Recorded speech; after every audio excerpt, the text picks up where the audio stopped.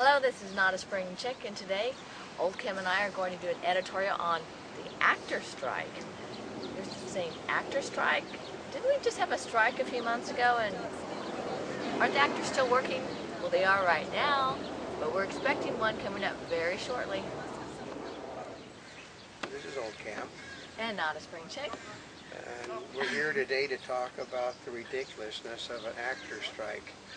Ridiculousness? Well, They're not on strike yet. They will be in 2 days, unless they said unless the members of the union come to their senses. But see, they voted in a militant leadership in order to force a strike because under Melissa Gilbert, they felt that they didn't get the money that they should have gotten under the last contract.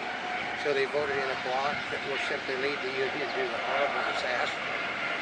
You know, and the timing is not, of course, the best, since there was already a strike earlier in the year that affected more than just the actors and the writers and the producers and the cast members and the below-the-line talent got screwed.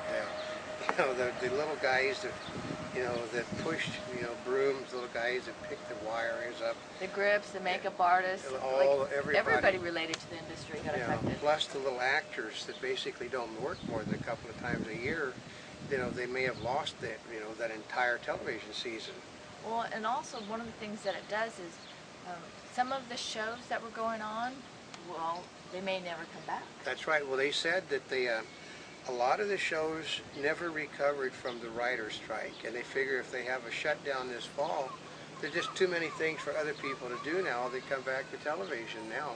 Actually, it's bad. And the motion picture industry is in a downturn. I mean, with every #1 movie losing like 60% of the next week, is a disaster. But I thought the box office, well, the box office does have some really big hits, but it's the overall box office. Overall box office sucks. I mean, okay, Iron Man did record numbers. Iron Man basically is making no more money now than the first one did, at a cost of $175 million. Indy Jones is going to hit $300 million probably tomorrow, but it was on a massive production cost. So you have to look at what the movies are cost. Okay, the day Wall-E opened with great reviews, but only $62 million, cost $180 million, I think, to make. Ouch! So it's not going to break even. And even? Then, no, next week, if it continues the trend, it will lose at least 50 to 60% of its opening week total next week. So you figure it's going to be less than $100 million next week. This movie has got to clear $300 million to make any money. But they make a lot of other money through ancillary items like DVD sales, licensing, endorsements. Now you know what the Screen Actors Guild wants, don't you? Oh! They want a part of that? They all want a part of that, and they want a part of their Emmy sales. Even with movie accounting? With movie accounting, they're never going to make any money. I mean, I know guys that have never made a penny off of movies that made $300 million. Really? Well, they always show a loss. How is that? Well, because basically, this is movie accounting. Movie accounting. They basically figure in everything that you can possibly think of. All the promotions.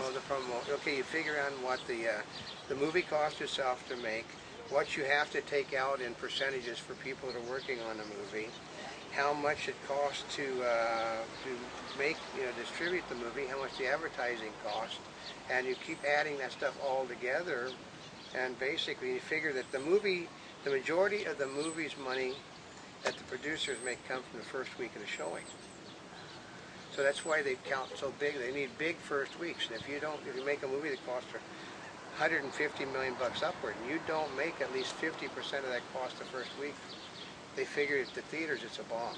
That's why part of bringing a movie out has to do, this is kind of a side note, has to do with when you schedule the movies. Right. Prince Caspian shows it entirely. They didn't bring Prince Caspian out because Disney didn't want to compete with a movie they were also, they had basically an agreement that we wouldn't bring our movie out while your movie is playing because we helped you make it. That was Waterhorse. Yeah.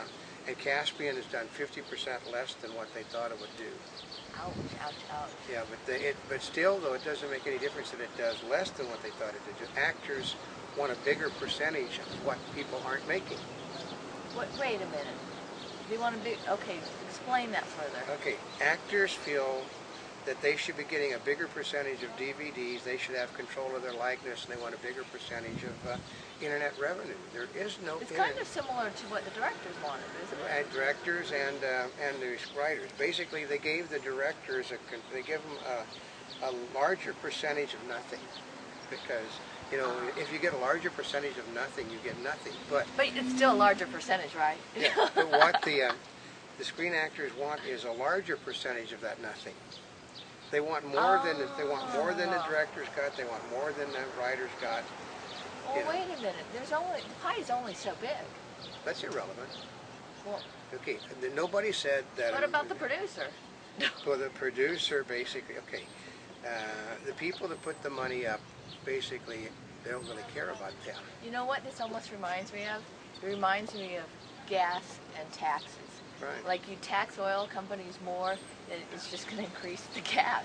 Right. So the same thing goes with movies. Right. The more it costs to make a movie, the more they have to rack up the prices to the distributors who are actually buying the movie to put in their theaters, and the more the ticket price goes up, and the more the ticket price goes up, the less people go to the movies.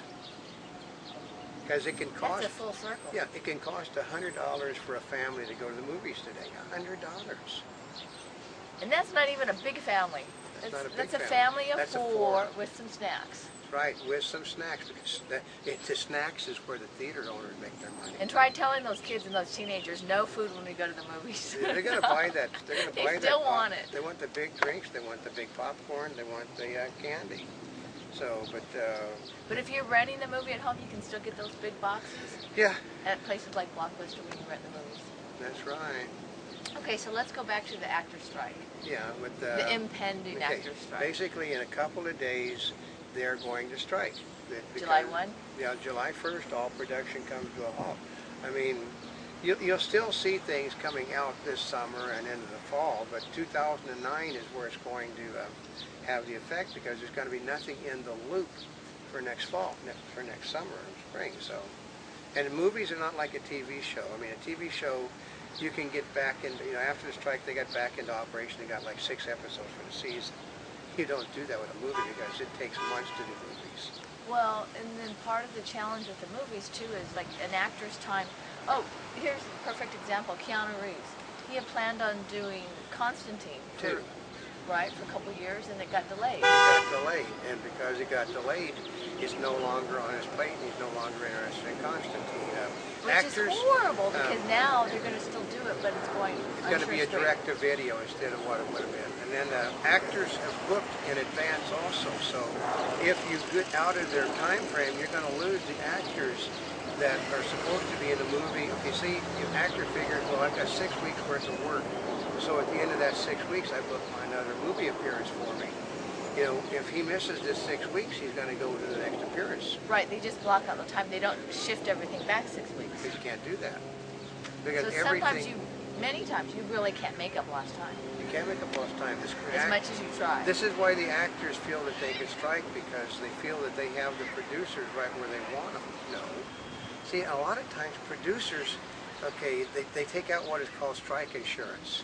What does that do? Basically, that means if there's a strike, it's the same thing as like, I remember when... it's not like fire insurance. No, I remember when Pierce Brosnan didn't understand why all the dangerous stunts were done at the beginning of the movie, and Sean Connery and Roger Moore told him, well, that's because if you get killed, they can write off the entire cost of the movie.